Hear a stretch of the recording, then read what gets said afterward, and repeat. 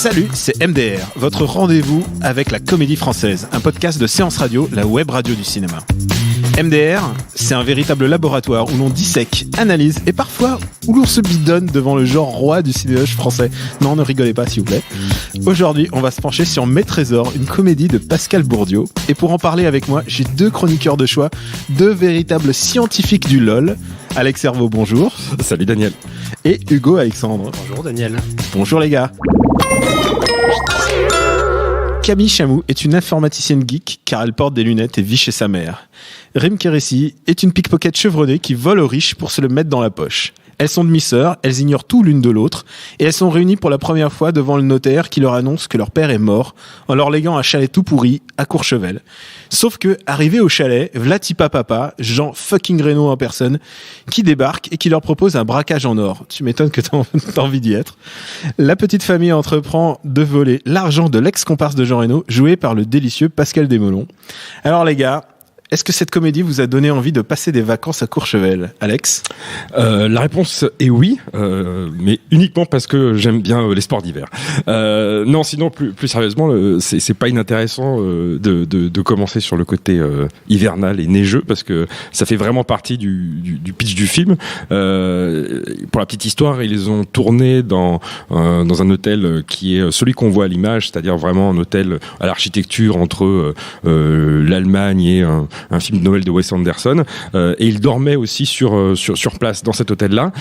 Donc ça donne un côté décor pseudo-réaliste, mais on a l'impression que c'est un décor de cinéma, alors qu'en fait non, c'est vraiment un vrai hôtel, contrairement à l'espèce de chalet, le chalet pourri dont tu parlais tout à l'heure de Jean Reno, qui lui est clairement fait en studio.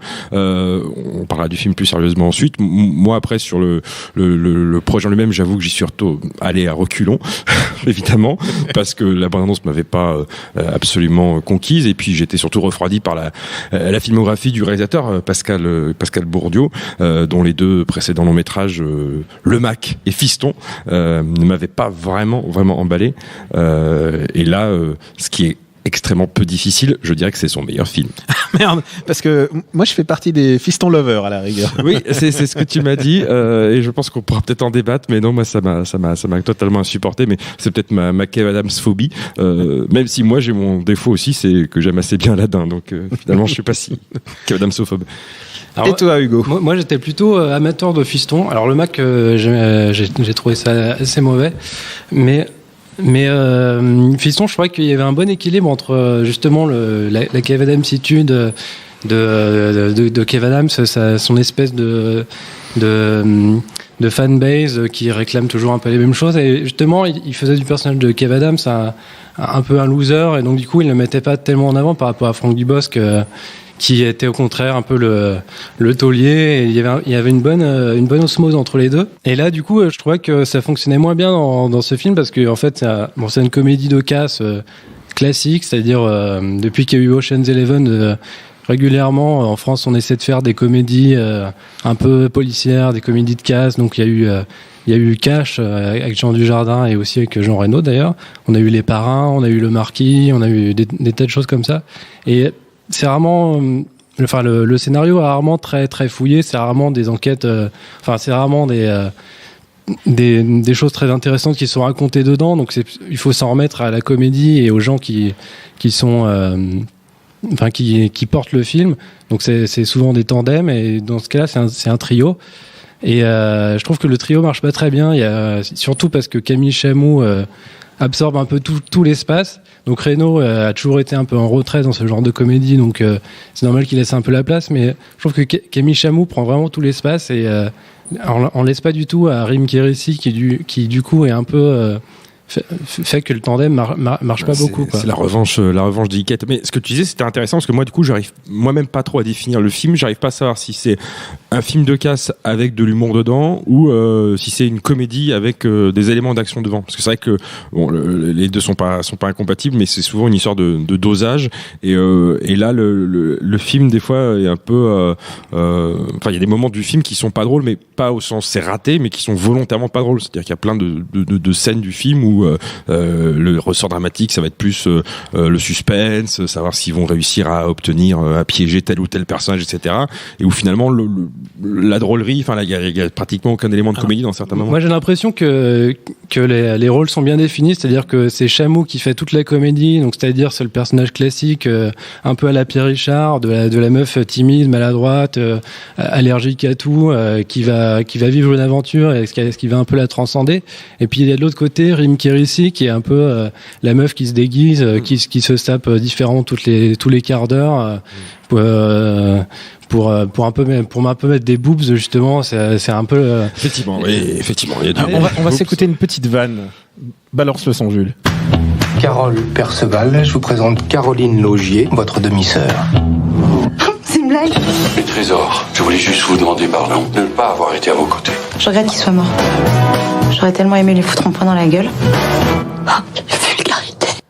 Alors moi j'ai un petit souci toujours avec Jean Reno puisque Jean Reno, enfin qui est un peu notre Godefroy de Montmirail national, qui s'est un peu vautré donc dans Les Visiteurs 3 l'année dernière, c'est qu'on lui fait toujours un peu porter le chapeau quand les comédies fonctionnent pas en fait, quand il a une espèce de il vient, tu as l'impression qu'il est là, il pose ses affaires, il joue son rôle, t'as l'impression qu'il dit ses dialogues sans même se casser le cul à y mettre de l'intonation. En fait, c'est jamais vraiment lui qu'incombe le fait de faire de la comédie. C'est souvent, comme dit Francis Weber, le contre-champ de comédie, c'est-à-dire c'est le mec qui observe le comique en train de faire des choses et de son regard naît le comique aussi. Donc c'est ça dans Les Visiteurs, c'était ça dans Tais-toi aussi de Weber, où il y avait Depardieu qui faisait le show et Reno qui était un peu celui qui faisait avancer l'action, mais jamais en étant drôle. Et donc là, je le trouve plutôt dans son rôle finalement. Il est un peu en retrait.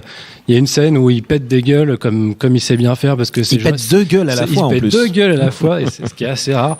Et comme c'est Jean Reno, on est content de voir ça parce que c'est la Jean Reno touch. Amène-moi nos petits Français. Moi surtout, ça faisait assez longtemps en fait, j'ai pas regardé avant de venir. J'aurais dû vérifier le dernier film avec Jean Reno que j'ai vu en salle, mais ayant raté malheureusement sur grand écran Les Visiteurs 3, ça faisait longtemps que j'avais pas vu sa ganache en cinémascope comme ça, pouf pouf. Et du coup, c'est comme quand tu revois une connaissance que t'as perdu un peu de vue. Et la première chose qui te frappe, malheureusement, en général, c'est les défauts, c'est genre les kilos en plus, la verrue en plus, etc. Et là, j'étais là, merde, il y a quand même un petit coup de vieux, Jean-Jean. Mais je suis assez d'accord avec ce que disait Hugo. C'est-à-dire que dans le film, il est dans son élément. Il y a le côté, l'introduction du film. On en parlera peut-être qui se passe. C'est un cast assez élaboré dans un auditorium à San Sebastian. Ce qui est assez marrant dans le film, c'est qu'ils ont utilisé la technique des Missions Impossibles avec les masques assez ultra réaliste et tout. Dans lequel joue Jean Reno d'ailleurs, ce qui fait effectivement, un petit clin d'œil. Et voilà, c'est une belle filiation plus de 20 ans après le De Palma. Et en plus d'ailleurs, sauf erreur, vous allez peut-être me contredire, mais on est d'accord que ce n'est pas lui qui incarne le personnage qu'on voit au tout début, qui est censé être lui, mais c'est un autre acteur. Ouais, c'est clairement un autre acteur. Il a juste l'artifice. Donc en fait, c'est une scène d'intro. Moi, c'est une scène d'intro que j'appelle la scène à la Taxi 3, c'est-à-dire celle où c'est Sylvester Stallone qui est censé être le personnage de la scène d'ouverture, sauf qu'en fait c'est un autre acteur, un cascadeur, et qu'on voit juste à la fin. C'est dur de citer Taxi 3 comme référence, alors que on m'avait dit MDR, c'est la comédie française où ça devient moins bien quand même. Oui, on peut le dire ça comme ça. Donc ouais, non, Jean Reno, il fait son tas dans le film, et il y a un truc qui m'a fait marrer dans les références du réalisateur qu'il évoque dans le dossier de presse. Car oui, j'ai lu le dossier de presse de Mes Trésors. T'es un mec sérieux, c'est ça que j'aime en toi. Non, c'est que je sais pas si vous avez, il y a un personnage à un moment dans le film qu'incarne Jean Reno pour tromper ses ennemis, etc., qui est un personnage de magicien espagnol. Il a une espèce de petit toupet, une barbichette, etc. Don Diego de la Vega. Et c'est ça, c'est exactement. Alors c'est pas pour être exact Don Diego, c'est Don Alejandro de la Vega. C'est le père de Zorro dans la série Zorro de Disney. Et c'est vrai que quand je l'ai vu, j'y ai inconsciemment pensé. Et quand j'ai lu ça dans le dossier de presse, je me suis dit, ah ouais, effectivement, c'était là. Il est mignon parce qu'il est en roue libre en fait. Il est en total roue libre, oui. Alors qu'il est hispanophone, sauf erreur de ma part, par ses parents. Mais c'est vrai qu'on a l'impression quand même que c'est Gad Elmaleh qui parle espagnol. C'est exactement ça. Et bon, on a parlé de Jean Reno, mais quid de Camille Chamou, qui est quand même un peu la star montante de l'année. C'est son deuxième film de l'année, alors que c'est la première semaine de sortie de l'année. Quid de Camille Chamou?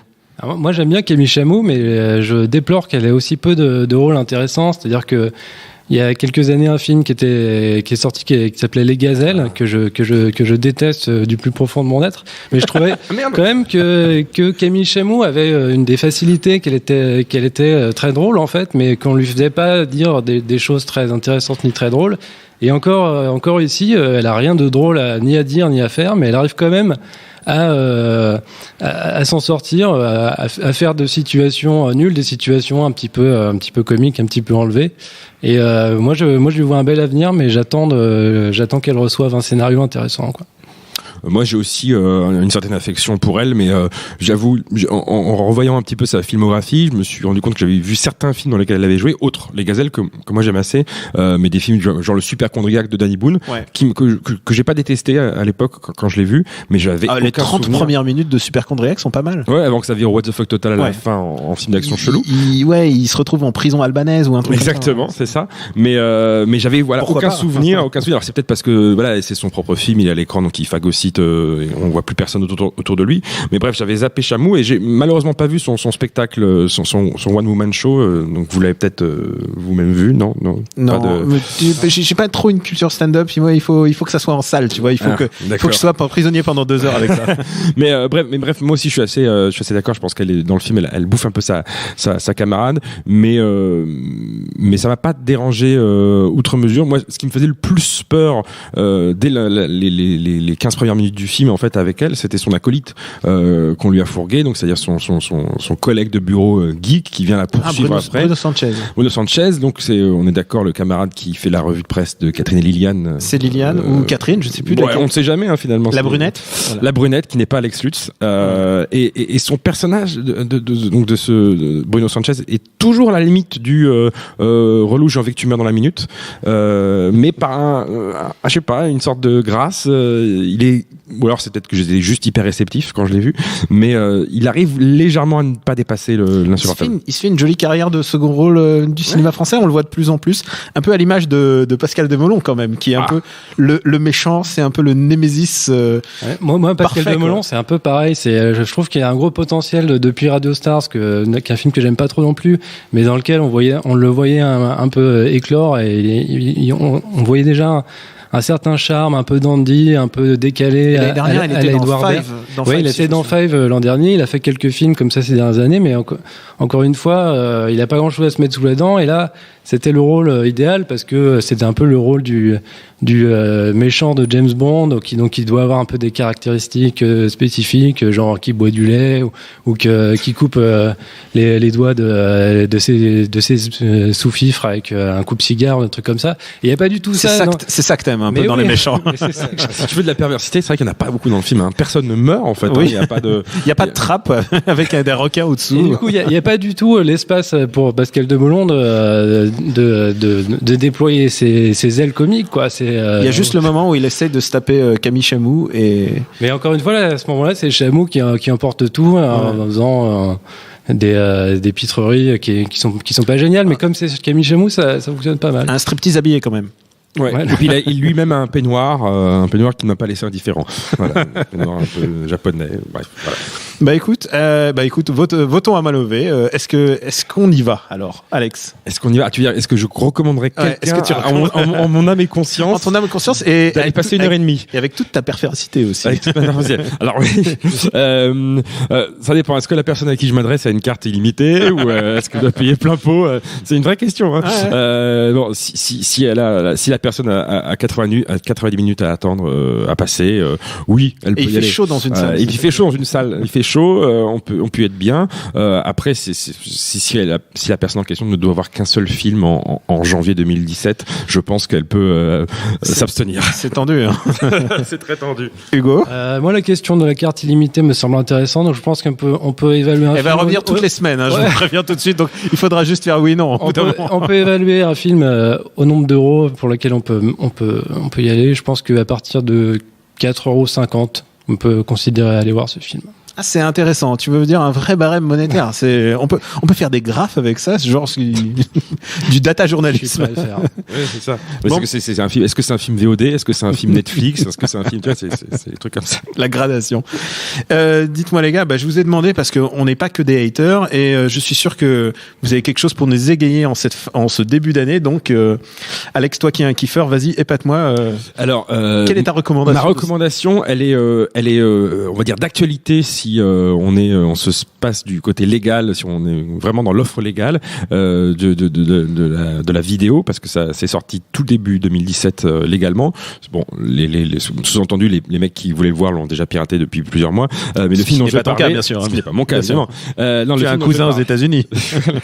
Le film dont je vais parler, c'est Popstar, célèbre à tout prix. Ça, c'est le titre qui a été choisi pour l'exploitation en France. Never Stopping, si je ne m'abuse en VO. Donc c'est le film du trio The Lonely Island, qui a cartonné grâce au Saturday Night Live. Donc c'est Andy Samberg, Jorn Matakone et Akiva Schaffer. C'est ça la diversité, mec. C'est plein de noms que t'arrives pas à prononcer. Exactement. C'est ça la beauté des États-Unis. Et en gros, c'est la faire courte, c'est un faux documentaire avec plein de guest stars qui jouent leur propre rôle sur un chanteur, on va dire, de hip-hop, R&B, électro, vaguement inspiré de Justin Bieber. Et pour moi, je pense, sans trop exagérer, que c'est un peu le Spinal Tap des années 2010, dans un genre différent musical, j'entends. Mais pour le côté faux docu musical comique, c'est clairement, au niveau de Spinal Tap, c'est hyper drôle, ça dit plein de choses sur la célébrité, l'obsession de la viralité, etc. Puis surtout des gags absurdes, complètement cons, assez trash aussi. Là, on n'est pas chez Pascal Bourdieu. Et donc, je recommande énormément ce film-là, qui est comme toutes les meilleures bonne comédie musicale, enfin pas comédie musicale au sens chantons sous la pluie, etc., mais comédie avec de la musique dedans. Les morceaux de musique originaux faits pour le film sont très bons. C'est-à-dire que l'album de The Lonely Island pour la BO de ce Popstar peut s'écouter comme ça. Et avant de voir le film, j'écoutais en boucle la chanson Mona Lisa, qui est superbe, qui en gros dans les paroles ils disent que Mona Lisa t'es une grosse merde surestimée après une visite au Louvre un peu déceptive. Et voilà. C'est très Black Eyed Peas comme esprit. C'est très ça. Très anti-culture. Et toi, Hugo? Alors moi, je vais revenir un peu à mes trésors et je vais vous proposer un film qui fait partie de la catégorie des comédies d'escroquerie à la montagne, donc ce qui est une catégorie assez restreinte. Et donc c'est une comédie de Claude Chabrol qui date de 97, qu'il a fait juste après La Cérémonie, qui s'appelle Rien ne va plus. Donc La Cérémonie, c'était un film un peu dark, enfin même très dark, très lourd. Et donc je pense qu'il a voulu s'aérer un peu en faisant ce truc. Et donc ça met en scène un tandem d'escrocs qui sont joués par Serrault et Huppert. Donc on ne sait pas très bien quelle est leur relation, si c'est un couple, ni si c'est un père et une fille de substitution. Et en fait, ils parcourent la France en camping-car pour commettre des escroqueries partout où ils passent. Et en fait, Huppert tombe sur un gros poisson joué par François Cluzet, ce qui va occasionner justement un voyage à la montagne pour aller à un séminaire de dentiste ou je sais pas quoi.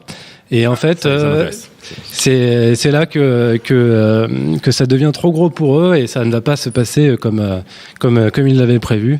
Donc ça ressemble un peu à un pitch des frères Cohen et finalement il y a un peu de ça. C'est une comédie très noire, donc c'est pas de la tarte à la crème comme mes trésors, mais s'il y a eu Huppert dedans, tu sais, on se doute que ça va pas être la 100% rigolade. Je sais pas pourquoi. Donc bien se mettre un truc dans. C'est à la fois très lourd et très très drôle. Et il y a notamment on parlait de Pascal Demolon en méchant, et il y a notamment un personnage de gros méchant exceptionnel joué par Jean-François Balmer. Je pense que c'est son meilleur rôle.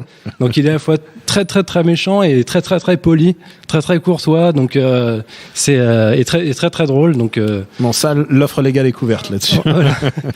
Donc, je pense que si vous voulez voir une comédie d'escroquerie à la montagne, vaut mieux revoir ça. Redis le titre encore une fois. Rien ne va plus de Claude Chabrol. Très bien. Eh ben merci à l'incommensurable Jules à la technique et à mes chroniqueurs qui ont accepté ce bizutage. Pour nous retrouver, c'est MDR sur iTunes et sur tous vos applis dédiés au podcast et SoundCloud, etc. Donc merci de vous abonner, c'est la toute première. La semaine prochaine, on a rendez-vous avec Faut pas lui dire et je vous dis les gars, vaste programme. Salut à tous, c'est César Monterol. Vous en avez marre, lors d'un apéritif dînatoire, de ne pas avoir d'anecdotes croustillantes à partager autour d'une bonne saucisse cocktail? Eh bien, vous avez de la chance. Si vous vous demandiez ce qu'est un Deus Ex Machina, ou même pourquoi on mange du popcorn au cinéma, eh bien, toutes les réponses à ces questions, c'est dans le pavé dans la toile de Séance Radio, disponible en podcast sur iTunes, SoundCloud et toute autre appli dédiée. Elle est pas belle, la vie ?